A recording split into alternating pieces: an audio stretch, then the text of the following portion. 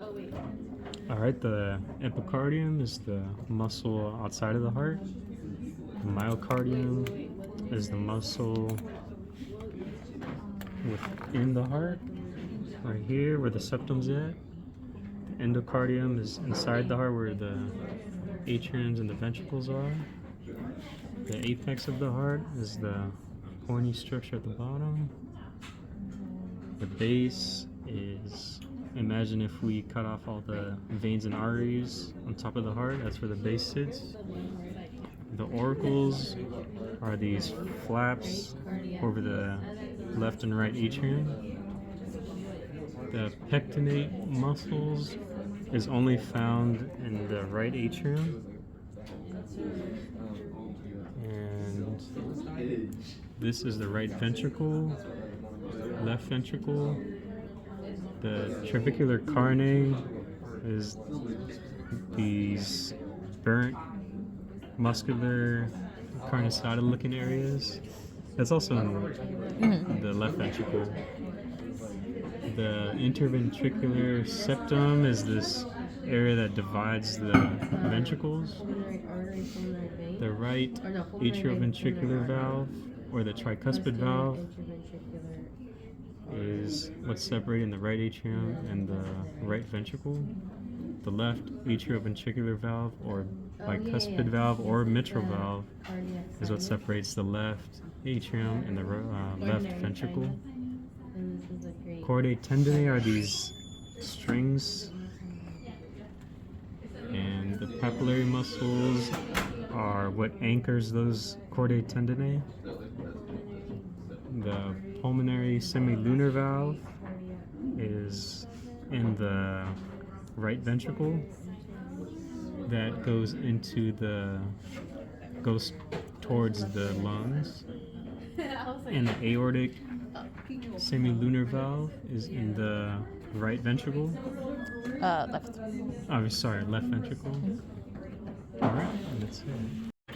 This is the anterior side of the heart, and this groove in here is the anterior interventricular sulcus, and this vein is the great cardiac vein, and this 9A is the anterior interventricular artery, and this artery underneath is the left coronary artery that branches into the circumflex artery.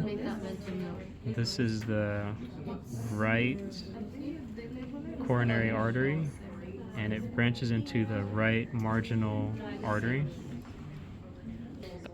This is the posterior section of the heart, and we'll start with the great cardiac vein, which branches from the anterior portion all the way around, and at this bulge it becomes the coronary sinus, and the coronary sinus branches down into this posterior interventricular sulcus.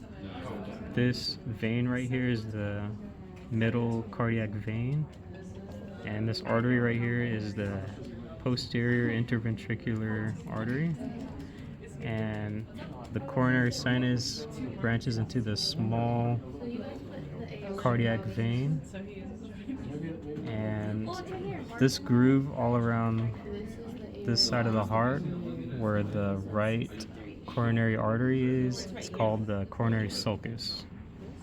Alright, this is the top section of the heart.